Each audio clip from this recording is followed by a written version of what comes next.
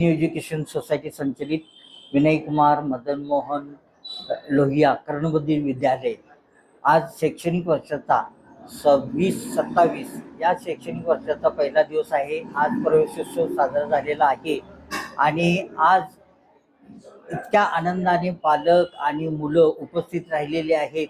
आमचा सर्व स्टाफ आहे, आमचे सर्व पालक वर्ग उपस्थित राहिलेले आहेत आणि मोठ्या आनंदाने आम्ही प्रवेशोत्सव साजरा केलेला आहे। आमची ही शाळा गेली 55 वर्ष कर्णबधिर क्षेत्रात कार्य करत आहेत। आता आमच्या एकूण विद्यार्थी संख्या जी आहे ते 110 ते 115 च्या दरम्यान गेलेले आहे।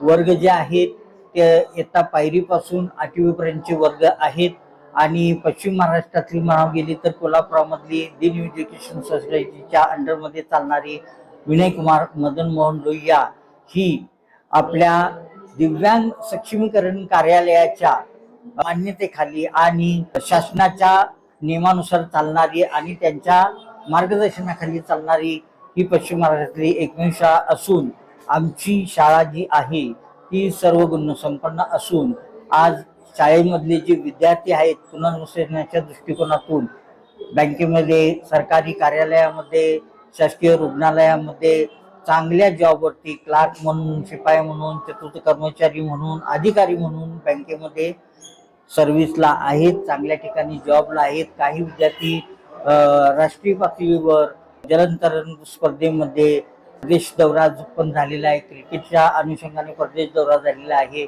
आणि क्रीडा शिक्षणामध्ये उज्ज्वल यश आमच्या मुलांनी संपादन केलेलं आहे।